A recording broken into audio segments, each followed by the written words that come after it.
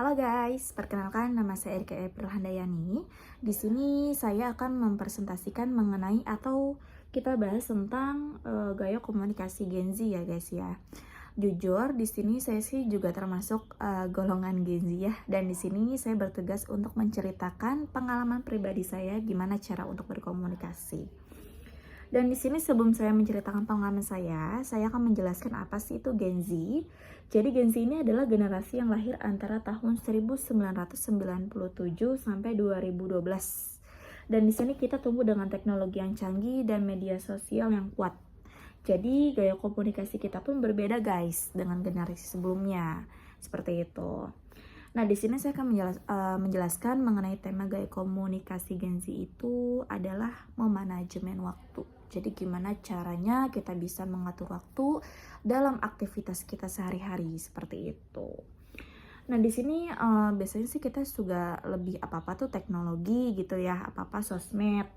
Dan di sini untuk berkomunikasi dengan orang lain sih saya jujur ya guys ya, saya lebih lewat medsos sih, kayak misalkan WhatsApp, Instagram seperti itu daripada bertemu langsung atau surat menyurat gitu loh, karena kan beda ya sama zaman sebelumnya seperti itu.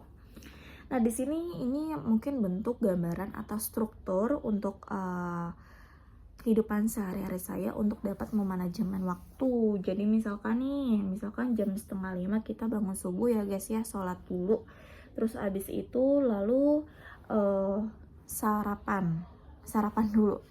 Abis sarapan kita juga misalkan mandi nih, prepare untuk kerja. Karena kan kebetulan saya kerja ya guys.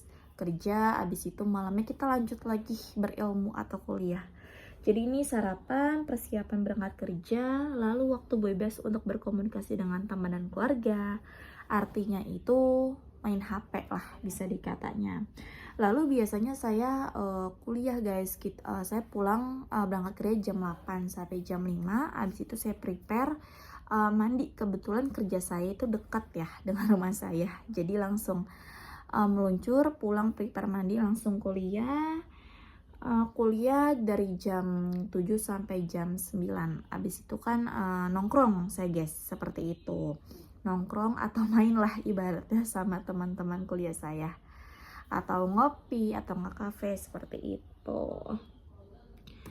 Dan mungkin untuk gaya komunikasi Gen Z ini juga mempunyai manfaat ya guys ya, yaitu meningkatkan efisien waktu. Jadi artinya kita dapat mengatur waktu yang mana nih yang harus kita kerjakan, yang mana yang harus kita prioritaskan, seperti itu. Terus yang kedua, meningkatkan produktivitas. Jadi artinya yang tadi saya katakan di awal, saya itu kerja sambil kuliah. Jadi setiap hari guys seperti itu untuk produktivitas saya. Jadi kalau misalkan teman saya ngajak main, itu mungkin bisa di hari weekend, dan itu nggak bisa pagi atau siang, bisanya malam, karena saya kerja ya guys ya, walaupun weekend, walaupun libur kuliah, saya tetap mencari duit seperti itu. Terus yang ketiga ada mempermudah komunikasi dengan orang lain. Nah, ngomong-ngomong soal komunikasi dengan orang lain, menurut saya untuk di zaman sekarang ini itu kan lebih canggih ya guys ya, untuk dari sistem teknologi atau dari sistem cara apapun, kayak seperti sosmed lewat IG, WhatsApp, beda gitu dengan zaman sebelumnya. Karena kan kalau untuk zaman sebelumnya kan biasanya lebih ke berinteraksi langsung atau lewat pesan, tulisan, surat menyurat.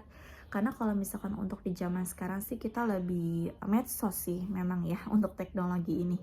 Jadi kalau misalkan mau apa-apa kayak yuk main yuk atau yuk mau ngerjain tugas kapan, itu kita tinggal megang HP sambil ketik aja, bisa sambil tiduran, sambil rebahan itu bisa.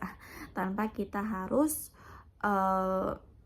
berkendara atau menyampaikan secara langsung, seperti itu sih guys. Nah, mungkin untuk dari gaya komunikasi Gen Z saya itu mungkin kurang lebihnya seperti itu ya.